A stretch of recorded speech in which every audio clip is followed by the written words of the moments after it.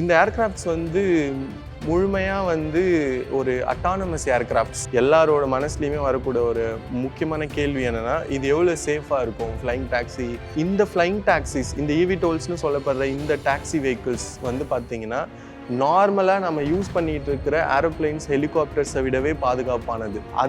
அதே பவரை கொடுக்கக்கூடிய சின்ன சின்ன மல்டிபிள்ஸ் அதிக அளவிலான என்ஜின்ஸை, மொத்த ஏர்கிராஃப்ட் ப்ளஸ் பேசஞ்சரோட சேர்ந்த பேராஷூட், இது இல்லாமல் சில ஏர் பேக்ஸ் மாதிரியான அமைப்புகளை உள்ளடக்கிய ஒரு வெரி அட்வான்ஸ்டு ப்ரொடெக்ஷன் சிஸ்டம். இது கண்டிப்பாக வந்து ஒரு அடுத்த லெவல் ப்ரொடெக்ஷனுக்கு இதை இன்டகிரேட் பண்ண முடியும்.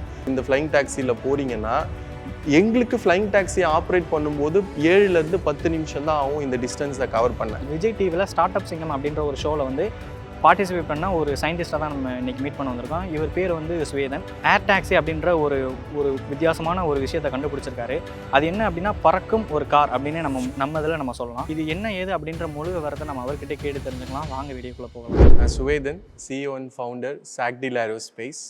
நாங்கள் பாண்டிச்சேரியிலேருந்து ஒரு 25 கிலோமீட்டர்ஸில் இருக்கிற ஒரு வில்லேஜ் தான் எங்களோட நேட்டிவ். நான் என்னோடய காலேஜ் வந்து இன்ஜினியரிங் ட்ரிபிள்இ படிச்சிருந்தேன்.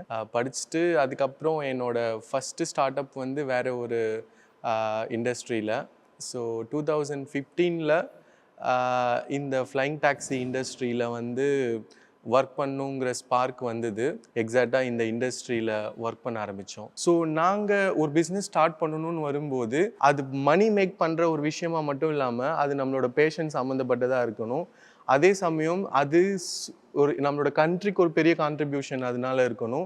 ஒரு குவாலிட்டி எம்ப்ளாய்மெண்ட்ஸ் நிறைய யங்ஸ்டர்ஸ்க்கு க்ரியேட் பண்ணுறதுக்கான ஆப்பர்ச்சுனிட்டி அந்த பிஸ்னஸில் இருக்கணும். ஸோ என்னோட நேச்சர் வந்து ரிசர்ச்சில், க்ரியேட்டிவ், இதுதான் என்னோட கோர் ஏரியா.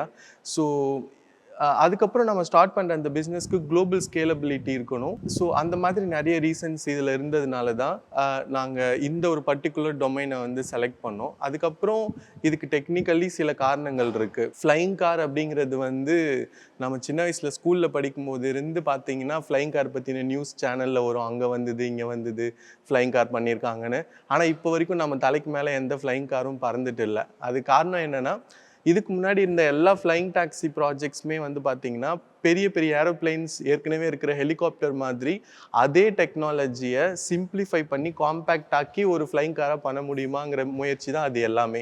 அந்த டெக்னாலஜி எல்லாமே ரொம்ப காம்ப்ளிகேட்டடான டெக்னாலஜி. அந்த என்ஜின்ஸே ரொம்ப நிறைய மூவிங் காம்பனன்ட்ஸ் இருக்கும். ரொம்ப ஒரு காம்ப்ளெக்ஸான ஒரு என்ஜின்ஸ், அது காஸ்ட்லியான என்ஜின்ஸு, மெயின்டெனன்ஸ் ரொம்ப டிஃபிகல்ட்டாக இருக்கும். ஃபியூல் வந்து அதில் வந்து ரொம்ப அதிகமாக கன்சியூம் ஆகும். உங்களுக்கு அதை மெயின்டைன் பண்ணுறதுக்கோ ஆப்ரேட் பண்ணுறதுக்கோ ஒரு பெரிய டீமே தேவைப்படும். இந்த மாதிரி நிறைய அப்டிகல்ஸ் இருந்ததுனால தான் ஃப்ளைங் டாக்ஸி ப்ராக்டிக்கலி ரியாலிட்டிக்குள்ளே இவ்வளோ காலம் வந்ததே கிடையாது.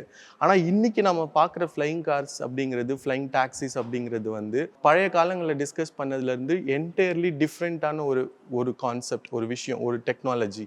ஏன் அப்படின்னா, ஒரு இக்கோசிஸ்டமே ஒரு புதுவிதமான ப்ராடக்ட் உருவாகணும்னா அதுக்கு அந்த ஒரு ப்ராடக்டை உருவாக்குறதுக்கான மொத்த இக்கோசிஸ்டம்லேயே பார்த்தீங்கன்னா அந்த ஒரு வளர்ச்சி இருக்கணும். அப்போ தான் அந்த ஒரு ப்ராடக்டை நம்ம உருவாக்க முடியும். முதல்ல நம்ம அலுமினியம் மாதிரி ஹெவி மெட்டல்ஸ் யூஸ் பண்ணணும். இப்போ நம்மளுக்கு கார்பன் ஃபைபர் மாதிரி ஏர்கிராஃப்டை பில்ட் பண்ணுற ரொம்ப லோ வெயிட்டில் பயங்கர ஸ்ட்ரென்த் இருக்கக்கூடிய மெட்டீரியல்ஸில் பெரிய அளவுக்கான தொழில்நுட்ப வளர்ச்சி இருக்குது. ரெண்டாவது பார்த்தீங்கன்னா பேட்டரி டெக்னாலஜி. ஒரு காலத்தில் நம்ம ஃபியூலை யூஸ் பண்ணி என்ஜின் ஆப்ரேட் பண்ணணுன்னு வரும்போது அது ஒரு ஹெவி இன்ஃப்ராஸ்ட்ரக்சராக இருக்கும். பட் இங்கே வந்து பார்த்திங்கன்னா நம்ம ஹை டென்சிட்டி பேட்டரிஸை வந்து இதனோட ஃபியூலாக யூஸ் பண்ண போகிறோம். இதோட எனர்ஜிக்காக இன்றைக்கி லித்தியம் அயன் பேட்டரிஸில், lithium pouch and cylinder batteries, இந்த மாதிரி நிறைய விஷயம் பேட்டரி டெக்னாலஜியில் பேட்டரியோடைய டென்சிட்டியில், வெயிட் டு டென்சிட்டி ரேஷியோவில் ஒரு பெரிய அளவிலான மாற்றம் வந்திருக்கு. அது வந்து இன்றைக்கி வந்து பார்த்திங்கன்னா இந்த எலக்ட்ரிக் ஃப்ளைங் டாக்ஸிஸ்க்கான ஒரு ஆப்பர்ச்சுனிட்டியை ஓப்பன் பண்ணியிருக்கு. ஸோ இந்த மாதிரி ஒரு சிம்பிளிஃபைடு ஆர்கிடெக்சர் வந்து ஃப்ளைங் டாக்ஸிங்கிறத ஒரு க்ளோஸ் டு ரியாலிட்டியாக இன்றைக்கி மாற்றிருக்கு. அதுக்கு ஃப்யூச்சர் வந்து ஒரு மிகப்பெரிய டிரான்ஸ்போர்ட் மோடாக நம்ம எல்லாத்துக்குமே ஃப்ளைங் டாக்ஸி மாறுறதுக்கான ஒரு தொழில்நுட்ப ரீதியான ஒரு வாய்ப்பை இன்றைக்கி உருவாக்கியிருக்கு. ஸோ இன்றைக்கி ஃப்ளைங் டாக்ஸிங்கிறது எல்லா விதத்துலையுமே சாத்தியமான ஒன்று. இப்போ நீங்கள் கண்டுபிடிச்ச அந்த ஏர் டாக்ஸி வந்து பார்க்குறதுக்கு ஒரு மாடிஃபை பண்ண ஒரு ட்ரோன் மாதிரி தான் இருக்குது. ஒரு ட்ரோன் வந்து ஆப்ரேட் பண்ணுறதுங்கிறது வந்து நம்ம ரிமோட்டில் தான் ஆப்ரேட் பண்ணுவோம். இதுக்கு வந்து எப்படின்னு ஆப்ரேட் பண்ணுறது, தனியாக அதுக்குன்னு கியர் அந்த மாதிரி ஏதாவது இருக்கா? அதை பற்றி கொஞ்சம் சொல்லுங்கள். ஸோ இந்த ஃப்ளைங் டாக்ஸின்னு சொல்லி நம்ம இன்னைக்கு வந்து அந்த வார்த்தையை யூஸ் பண்ணால் கூட இதோட உண்மையான டெக்னிக்கல் பேர் வந்து ஃப்ளைங் டாக்ஸி கிடையாது. இது ஒரு காமன் டேர்ம் தான் அது. இதுக்கு நாங்கள் டெக்னிக்கலி சொல்லக்கூடிய வார்த்தை வந்து இவிடிஓஎல். இன்னைக்கு நம்ம இந்த இவிடோலுங்கிற வார்த்தை கேட்குறது நம்ம எல்லாருக்குமே புதுசாக இருக்கலாம். ஆனால் இன்னும் 6 வருஷத்துக்கு அப்புறமோ ஒரு 7-8 வருஷத்துக்கு அப்புறமோ காரில், பைக்கில், பஸ்ஸில் போகிறோம்னு சொல்கிற மாதிரி நாங்கள் இவிடோலில் போகிறோம்னு சொல்ல போகிற ஒரு முக்கியமான வார்த்தையாக மாற போகிற ஒரு வார்த்தை இது. Electric vertical take off landing aircraft. ஒரு நீங்கள் ஏரோப்ளைன்ஸை டேக் ஆஃப் பண்ணுற மாதிரி உங்களுக்கு ரன்வேஸ்லாம் எதுவுமே தேவைப்படாது. வெர்டிக்கலி நீங்கள் எங்கே இருந்தாலும் ஹெலிகாப்டர் மாதிரி வெர்டிக்கலாக டேக் ஆஃப் ஆகி லேண்ட் ஆக முடியும் இந்த ஏர்கிராஃப்ட்ஸால். இந்த ஏர்கிராஃப்டை எப்படி ஆப்ரேட் பண்ணுவாங்க அப்படின்னு பார்த்தா, இந்த ஏர்கிராஃப்ட்ஸ் வந்து முழுமையாக வந்து ஒரு அட்டானமஸ் ஏர்கிராஃப்ட்ஸ். இது வந்து ஒரு தானியங்கி டாக்ஸிஸ் தான் இது எல்லாமே. இதை ஆப்ரேட் பண்ண டெக்னிக்கலி பார்த்தீங்கன்னா பைலட்ஸ் தேவையில்லை. ஆனால் அதே சமயம் ஆரம்ப கட்டங்களில் இதை பைலட் இல்லாமல் ஆப்ரேட் பண்ணாக்கா மார்க்கெட் ரெடினஸ்ன்னு சொல்லுவாங்க. பப்ளிக் வந்து எப்படி கம்ஃபர்டபுளாக சேஃபாக அதில் ஃபீல் பண்ணுவாங்க. மற்றபடி இதை பற்றின நிறைய புரிதல் வந்து வர வேண்டி இருக்கிறதுனால ஆரம்ப கட்டங்களில் இதுக்கு பைலட்ஸ் இருப்பாங்க. அந்த பைலட்ஸ் வந்து முழு அளவில் ஆப்ரேட் பண்ண மாட்டாங்க. அவங்க ஒரு சூப்பர்வைசர்ஸ் மாதிரி தான் இதில் இருப்பாங்க. இப்போ எந்த ஒரு வெஹிக்கிள்னு நம்ம எடுத்துக்கிட்டாலுமே ஒரு 100% நம்ம அதை வந்து சேஃப்டி அப்படின்ற மாதிரி சொல்ல முடியாது. அதுக்கு நம்ம உத்தரவாதம் கொடுக்க முடியாது. ஸோ இப்போ நம்ம இந்த புதுசாக ஒரு ஏர் டாக்ஸி அப்படின்ற ஒரு விஷயத்தில் கொண்டு வரும்போது இதில் வந்து பேராஷூட் அந்த மாதிரியான சேஃப்டி எமர்ஜென்சிக்கு நீங்கள் என்ன மாதிரியான விஷயங்களை நீங்கள் பண்ணியிருக்கீங்க? ஃப்ளைங் டாக்ஸி இந்த மாதிரியான வார்த்தைங்களெல்லாம் நம்ம இப்போ கேள்விப்படும் போது சம்மந்தமான நியூஸ் எல்லாமே வரும்போது பார்த்தீங்கன்னா எல்லாரோட மனசுலையுமே வரக்கூடிய ஒரு முக்கியமான கேள்வி என்னென்னா, இது எவ்வளோ சேஃபாக இருக்கும்? ஃப்ளைங் டாக்ஸி, எலக்ட்ரிக் டாக்ஸிலாம் சொல்கிறாங்கல்ல, இது எவ்வளோ சேஃபாக இருக்க போகுது அப்படின்னு சொல்லி. ஆனால் உண்மை ஆச்சரியமான விஷயம் என்னென்னா, இந்த ஃப்ளைங் டாக்ஸிஸ், இந்த இவிடோல்ஸ்னு சொல்லப்படுற இந்த டாக்ஸி வெஹிக்கிள்ஸ் வந்து பார்த்தீங்கன்னா நார்மலாக நம்ம யூஸ் பண்ணிகிட்டு இருக்கிற ஏரோப்ளைன்ஸ், ஹெலிகாப்டர்ஸை விடவே பாதுகாப்பானது. நம்ம கம்பேரிட்டிவ்லி ரோடில் நடக்கிற ஆக்சிடென்ட்ஸை விட ஃப்ளைங் வெஹிக்கிள்ஸில் நடக்கிற ஆக்சிடென்ட் வந்து ரொம்ப குறைவு தான். ஏன்னா அதனுடைய ஸ்ட்ரிக்டாக இருக்கக்கூடிய ரெகுலேஷன்ஸ் தான் அதுக்கு காரணம். அதே சமயம் இந்த கான்செப்ட் வெஹிக்கிள்ஸ், இந்த ஃப்ளைங் டாக்ஸிஸ், எலக்ட்ரிக் ஃப்ளைங் டாக்ஸிஸ்னு வரும்போது பாதுகாப்பு அம்சங்கள் வந்து இன்னுமே ரொம்ப ரொம்ப அதிகம். இன்னொன்று வந்து இந்த என்ஜின்ஸ்க்கு பவர் பண்ணக்கூடிய பேட்டரி மாடியூல்ஸ். இந்த பேட்டரி மாடியூல்ஸுமே இந்த மாதிரியான டாக்ஸிஸில் 4லேருந்து 5 இண்டிவிஜுவல் தனித்தனியான பேட்டரி மாடியூல்ஸ் இருக்கும். பேட்டரி மாடியூல்ஸில் ஏற்படக்கூடிய ஃபெயிலியர்ஸோ பிரச்சனைகளோ கூட 2 பேட்டரி மாடியூலில் ஒரே நேரத்தில் பிரச்சனைகள் ஏற்பட்டால் கூட still this aircraft can fly and land safely. எந்த விதமான பிரச்சனையும் வராது. 2 பேட்டரி மாடியூல் செயலிழப்பு கூட ஏர்கிராஃப்டை சேஃபாக லேண்ட் பண்ணுறதுலையோ பறக்கிறதுலையோ எந்த ஒரு பாதிப்பையும் ஏற்படுத்தாது. இந்த ஃப்ளைட், இந்த ஏர் டாக்ஸியை கண்ட்ரோல் பண்ணக்கூடிய ஃப்ளைட் கம்ப்யூட்டர்ஸ், இந்த ஃப்ளைட் கம்ப்யூட்டர்ஸ் எல்லாமே 3 ஃப்ளைட் கம்ப்யூட்டர்ஸ் வந்து ஒரே நேரத்தில் இதனோட ஆப்ரேஷனை வந்து கண்ட்ரோல் பண்ணும். ஒரு ஃப்ளைட் கம்ப்யூட்டர் ப்ராப்ளம் ஆனால் கூட, இல்லை 2 ஃப்ளைட் கம்ப்யூட்டருக்கு ப்ராப்ளம் ஆனால் கூட இந்த ஏர்கிராஃப்டாலோ அதோட ஃபங்க்ஷனை எந்த தடையும் இல்லாமல் பறக்க வைக்க முடியும், லேண்ட் பண்ண முடியும். இந்த டாக்ஸி வந்து நடைமுறைக்கு வந்துருச்சுன்னா இதுக்கான எவ்வளோ சார்ஜஸ் நீங்கள் வாங்குவீங்க? இது ரொம்ப காமனான ஒரு கேள்வி தான். இந்த மாதிரி ஃப்ளைங் டாக்ஸிஸ் வந்து நடைமுறையில் வரும்போது இது எப்படி வந்து எக்கனாமிக்கலாக எல்லாரும் பயன்படுத்துகிற அளவிலான இதோட விலை இருக்கும் அப்படிங்கிறது. இந்த டாக்ஸிஸோட விலை கிட்டத்தட்ட வந்து இப்போ நாம் நார்மல் ஒரு ஓலா ஊபரில் ரெண்ட்டுக்கு எடுத்து போகிறோம் இல்லையா, அதில் வர்ற காஸ்ட்டை விட கொஞ்சம் அதிகமாக இருக்க தான் வாய்ப்பு இருக்குது. நீங்கள் இமேஜின் பண்ணிக்கலாம், ஒரு 20லேருந்து 25% அதிகமாக இருக்க தான் வாய்ப்பு இருக்குது. அதுக்கு மேலே இல்லை. எங்களுக்கு ஃப்ளைங் டாக்ஸியை ஆப்ரேட் பண்ணும்போது 7லேருந்து 10 நிமிஷம் தான் ஆகும் இந்த டிஸ்டன்ஸை கவர் பண்ண. எங்களோட ஃப்ளைங் டாக்ஸியோட ஒர்க்கிங் டைம்னு பார்த்தீங்கன்னா 7லேருந்து 10 நிமிஷம் தான் ஆகும். அதே மாதிரி வழக்கமான ஹெலிகாப்டர்ஸ்லாம் வந்து ஒரு நல்ல ஹெலிகாப்டர் நீங்கள் வாங்க போனால் ஒரு 30 கோடி ரூபா அளவுக்கு பட்ஜெட் இருக்கும். இந்த டாக்ஸிஸ் வந்து அப்படி கிடையாது. இதில் வந்து ஒரு 3 சீட்டர் ஏர் டாக்ஸியோடைய காஸ்ட் வந்து ஒரு அரௌண்ட் ஒரு 1.5 கோடி ரூபாயிலேருந்து 2 கோடி ரூபாய்க்குள்ளே இருக்கும். காருக்கு ஈக்குவலான ஒரு காஸ்ட் தான் இருக்கும். அதில் வந்து எல்லாருமே அஃபோர்ட் பண்ணக்கூடிய ஒரு விலையில தான் கண்டிப்பாக இது இருக்கும்.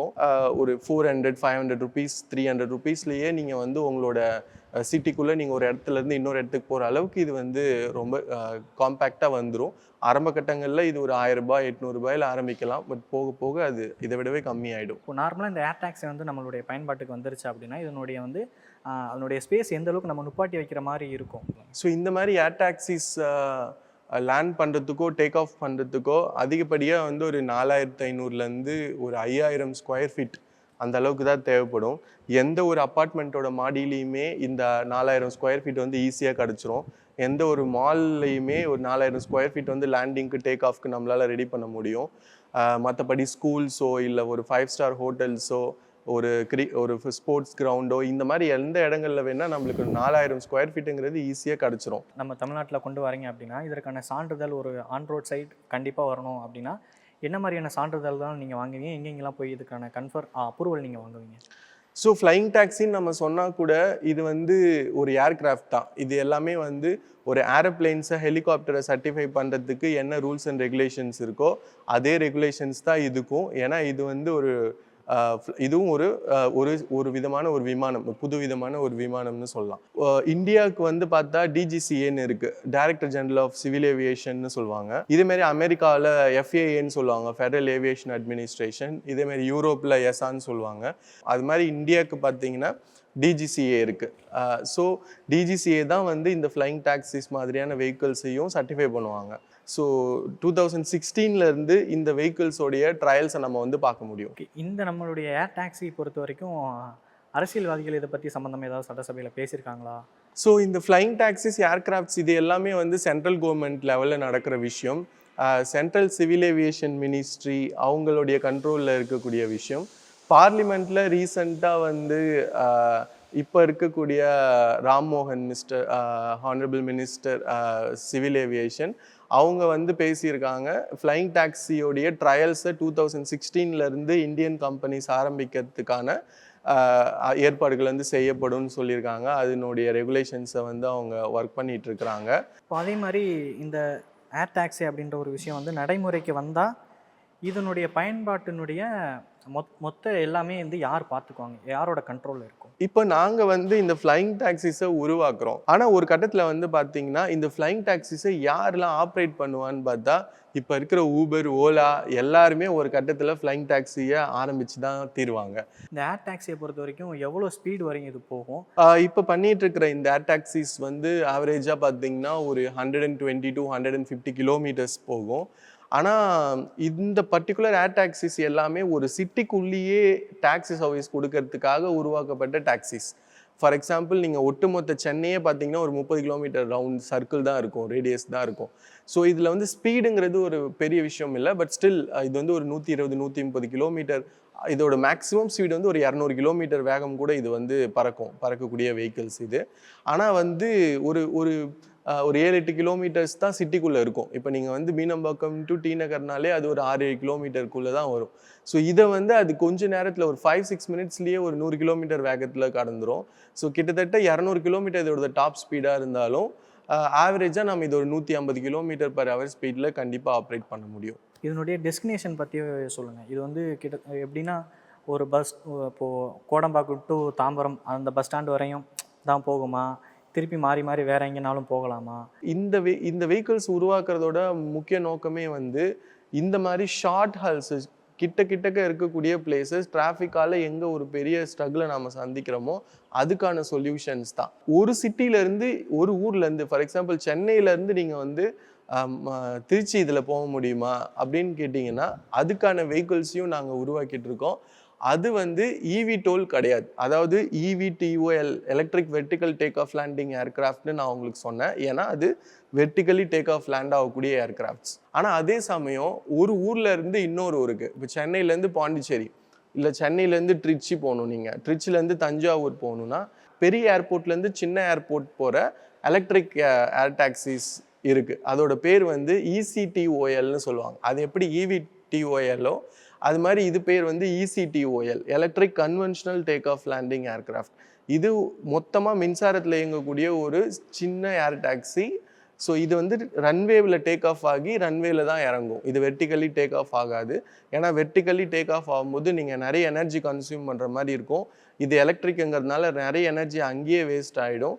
வெஹிக்கிள் வந்து ரொம்ப ஹெவியாக இருக்கும். வெர்டிக்கலி டேக் ஆஃப் ஆகும்போது கிட்டத்தட்ட 600 கிலோமீட்டர் டிஸ்டன்ஸ் உள்ள சிட்டியை கவர் பண்ண கூட நீங்கள் அதை பயன்படுத்த முடியும். நீங்கள் வந்து டாக்ஸியில் உள்ள எலக்ட்ரிக்கை பற்றி சொன்னீங்க. அது வந்து ஃபியூவலில் இல்லாமல் எதுக்கு வந்து பேட்டரியில் நீங்கள் யூஸ் பண்ணுறீங்க? முதல் விஷயம் வந்து ஃபியூலை பயன்படுத்தி வேலை செய்யக்கூடிய விமான என்ஜின்கள் வந்து ரொம்ப ஹெவியாக இருக்கும். அது ஹெவியாக இருக்கிறது மட்டும் இல்லை, அது ரொம்ப காம்ப்ளிகேட்டடாக இருக்கும். அதில் நிறைய மூவிங் காம்போனன்ட்ஸ் இருக்கும். அது முதல்ல ப்ரைஸ் எக்கனாமிக்கலாக இருக்காது. முதல் விஷயம், ஒரு ஃப்ளைங் டாக்ஸியை ஒரு காமன் பீப்புள் கூட பயன்படுத்துகிற அளவுக்கான ஒரு ஏர்க்ராஃப்டாக கொண்டு வரணும்னா அது முதல்ல காஸ்ட் எஃபெக்டிவாக இருக்கணும். நம்ம நார்மல் ஃபியூலை வச்சு பண்ணுற என்ஜின்ஸ் வந்து ரொம்ப ஹெவியாக இருக்கும், ரொம்ப காம்ப்ளிகேட்டடாக இருக்கும். அதை மேக் பண்ணுறதுலேருந்து அதை ப்ரொடியூஸ் பண்ணுறதுலேருந்து எல்லாமே அது காம்ப்ளிகேட்டடாக இருக்கும். ஸோ அது வந்து ஒரு ப்ராக்டிக்கலி வயபுளான விஷயம் கிடையாது. அது இல்லைங்கிறதுனால தான் இதுக்கு முன்னாடி கூட நம்மளால் அந்த நார்மல் என்ஜின்ஸை வச்சு ஏர் டாக்ஸிஸ் வந்து பண்ண முடியல. உங்களுக்கு சார்ஜ் பண்ணி யூஸ் பண்ணும்போது அதிகப்படியான ஃபியூல் செலவாகாது. முக்கியமாக என்விரான்மெண்ட்க்கு வந்து ஒரு பெரிய பாதிப்பை ஏற்படுத்துறதுலேருந்து ஒரு மிகப்பெரிய ஒரு என்வரான்மெண்டல் ஃப்ரெண்ட்லி அமைப்பாக இது இருக்கும். வெறும் ஒரு ஹெலிபேட் மாதிரி இல்லாமல் இதில் சார்ஜிங் ஃபெசிலிட்டி இருக்கும், டீ காஃபிக்கான கவுண்டர்ஸ் இருக்கும், நீங்கள் சின்னதாக ஷாப்பிங் பண்ணுறதுக்கான ஷாப்ஸ் எல்லாம் இருக்கும், உட்காரத்துக்கான ஏரியாஸ் இருக்கும். உங்களை அசிஸ்ட் பண்ணி அந்த ஏர் டாக்ஸியில் உட்கார வச்சு உங்களுக்கு பெல்ட் எல்லாம் போட்டு விடுறதுக்கு உங்களுக்கு ஏரோஸ்டஸ் மாதிரி உங்களுக்கு அங்கே வந்து க்ரூ இருப்பாங்க, கிரவுண்ட் க்ரூ இருப்பாங்க. ஸோ இன்ஸ்ட்ரக்ஷன் கொடுக்கப்படும் உங்களுக்கு. உட்காரத்துக்கு முன்னாடி நீங்கள் உட்காந்து ஷேக்லாம் பண்ணக்கூடாது, அந்த என்னால் எழுந்து நிற்கக்கூடாது உள்ளே. இந்த மாதிரி நிறைய இன்ஸ்ட்ரக்ஷன்ஸ் வந்து அவங்க உள்ளே இருந்து கொடுப்பாங்க. அதை கொடுத்து உங்களை ஆன்போர்ட் பண்ணுவாங்க, உட்கார வைப்பாங்க. ஸோ இந்த மாதிரி இந்த விஷயம் எல்லாமே அந்த வெர்டிபோர்ட்டில் நடக்கும். வித் இந்த ஏர்க்ராஃப்டை சார்ஜிங் பண்ணுறதுக்கு இந்த ஷாப்ஸ்ன்னு சொல்லி உங்களுக்கு தேவையான எல்லா ஃபெசிலிட்டியும் பண்ணி அந்த வெர்டிபோர்ட் இன்ஃப்ராஸ்ட்ரக்சர் இருக்கும். ஸோ புது விதமான ஒரு டிரான்ஸ்போர்ட் மோடு, இது ஒரு புது விதமான போக்குவரத்துக்கான ஒரு வழி. அதே மாதிரி இதனுடைய ஏர் டாக்ஸினுடைய இறக்கைகள் இருக்கு இல்லையா, இது வந்து எந்த அளவுக்கு நல்லா ஸ்ட்ராங்காக இருக்கும்? இந்த ஏர் டாக்ஸிஸ் எல்லாமே வந்து made up of complete carbon fibre. கிட்டத்தட்ட 90-95% வந்து கார்பன் ஃபைபரால் ஆனது தான் வந்து இந்த ஏர் டாக்ஸிஸோடைய பாடி. கார்பன் ஃபைபர் வந்து இன்னைக்கு வேர்ல்டில் இருக்கிறதுல ஒரு ஹையஸ்ட் ஸ்ட்ரென்த்தான மெட்டீரியல், வெயிட்லெஸ்ஸான மெட்டீரியல். அதிகப்படியாக கிட்டத்தட்ட 80% வந்து காம்போசிட்ஸால் ஆனது, அதாவது கார்பன் ஃபைபரால் ஆனது. ஸோ இது வந்து கண்டிப்பாக சேஃபாக இருக்கும், அதில் எந்த பாதிப்பும் வராது. இதனுடைய மெயின்டெனன்ஸை பற்றி நீங்கள் சொல்லுங்கள். இதை எப்படி நீங்கள் மெயின்டைன் பண்ணுவீங்க? மெயின்டெனன்ஸ்னு வரும்போது அந்த வகையிலையுமே வந்து இது ஒரு மிகப்பெரிய ஒரு வரப்பிரசாதம் தான் சொல்ல முடியும். ஏன் அப்படின்னா, கன்வென்ஷனல் ஏர்க்ராஃப்டில், அதாவது நம்ம வழக்கமாக காலகாலமாக பயன்படுத்திக்கிட்டு இருக்கக்கூடிய ஹெலிகாப்டர்லேயும் ஏரோப்ளேன்லேயும் மெயின்டெனன்ஸுங்கிறது ஒரு மிகப்பெரிய ஒரு காஸ்ட் ஃபேக்டர். நீங்கள் கேள்விப்பட்டிருப்பீங்க, ப்ரைவேட் ஏர்க்ராஃப்ட் ஜெட்ஸ்லாம் வாங்குறத விட மெயின்டைன் பண்ண தான் அதிக செலவாகும் அப்படின்னு சொல்லுவாங்க. ரெகுலர் செக்கப்ஸ் இருக்கும், ரெகுலர் செக்கப் ப்ரோட்டோகால்ஸ் இருக்கும், செக்லிஸ்ட் இருக்கும். ஸோ அதை வந்து அவங்க ரெகுலராக செக் பண்ணுவாங்க. மற்றபடி வந்து இதில் மெயின்டெனன்ஸ்னு பெரிய அளவில் எதுவும் கிடையாது. நம்ம இந்த ஏர் டாக்ஸி ஒரு ஃபர்ஸ்ட் லான்ச்சாக நம்மளுடைய இது நடைமுறைக்கு வருதுன்னா இதனுடைய ஃபஸ்ட்டு ஃபங்க்ஷன் என்னவா இருக்கும்? பொதுவாக இப்போது இந்த ஏர் டாக்ஸிஸ் வந்து நம்மளுக்கு இப்போ தொழில்நுட்ப ரீதியாக கிட்டத்தட்ட இதெல்லாம் வந்து ரெடி ஆகிடுச்சின்னு தான் சொல்ல முடியும். இது வந்து ஆல்மோஸ்ட்டு பறக்கக்கூடிய கட்டங்களுக்கு இந்த ஏர் டாக்ஸி ப்ராஜெக்ட்ஸ் வந்து உலக அளவில் வந்துருச்சு. இது முதல்ல எங்கே வந்து இதனுடைய பயன்பாடு ஆரம்பிக்கும்னு பார்த்தீங்கன்னா, ஏர் ஆம்புலன்ஸ் வந்து முக்கியமாக சொல்லலாம். இப்போ வந்து ஏர் ஆம்புலன்ஸ் எங்கெல்லாம் அதோட தேவை இருக்குது. இப்போ சிட்டிக்குள்ளே பார்த்தீங்கன்னா ஒரு ஹாஸ்பிட்டல் வந்து 5 கிலோமீட்டரில் 3-4 கிலோமீட்டருக்கு உள்ளே தான் வந்து இருக்கும். ஆனால் அதை வந்து இந்த டிராஃபிக்கில் போகிறதுக்கு 1.5 மணி நேரம் ஆகிடும். இப்போ நேஷ்னல் ஹைவே அதிகமாக வந்து ஆக்சிடென்ட் நடந்து அதனால உயிரிழப்புகள் ஏற்படக்கூடிய இடம் பார்த்தீங்கன்னா, அந்த ஆக்சிடென்ட் நடந்ததுலேருந்து அந்த 7 நிமிஷத்துக்குள்ள அந்த அந்த அந்த அடிப்பட்டவர் வந்து ஹாஸ்பிட்டல் மெடிக்கல் ஃபெசிலிட்டிக்கு போயிட்டா அவரை காப்பாற்றுறதுக்கான வாய்ப்புன்றது வந்து ரொம்ப அதிகம். அதே தான் வந்து ஒரு கார்டியக் அரெஸ்ட் ஏற்பட்டாலோ இல்லை மற்ற எந்த ஸ்ட்ரோக்கு மற்ற எந்த ஒரு விஷயங்கள் இல்லை ஒரு ப்ரெக்னன்சி ரிலேட்டடாக ஏற்பட்டால் கூட அந்த ஒரு கரெக்டான டைம்குள்ளே அவங்க மெடிக்கல் ஃபெசிலிட்டியை ரீச் பண்ணுறதுக்கு அந்த மாதிரி இடங்களில் ஏர் ஆம்புலன்ஸ்க்கு இந்த மாதிரியான வெஹிக்கிள்ஸ் வந்து ஒரு மிகப்பெரிய ஒரு வாய்ப்புனே நம்ம வந்து சொல்லலாம். ஸோ அங்கே வந்து இது முதல்ல பயன்படுத்தப்படும். அதை தாண்டி இப்போ நம்ம வெள்ளம் வரதெல்லாம் பார்க்குறோம், நேச்சுரல் டிசாஸ்டர்ஸ் பார்க்குறோம். அங்கே வந்து நம்மளுக்கு ஃபுட்டை டிஸ்ட்ரிபியூட் பண்ணுறதுக்கோ இல்லை பாதிக்கப்பட்டவங்களை அங்கேருந்து கூட்டு வர்றதுக்கோ இந்த மாதிரி எமர்ஜென்சி ரெஸ்கியூஸ்க்கு பல்வேறு எமர்ஜென்சி ஸ்பெஷல் அப்ளிகேஷன்ஸில் இதனுடைய முதல் பயன்பாடு ஆரம்பிக்கும். இது முதல்ல பயன்பாட்டுக்கு வந்து அப்படியே கொஞ்சம் கொஞ்சமாக பார்த்தீங்கன்னா இது வந்து எல்லாரும் பயன்படுத்துகிற அளவுக்கு வந்துடும்.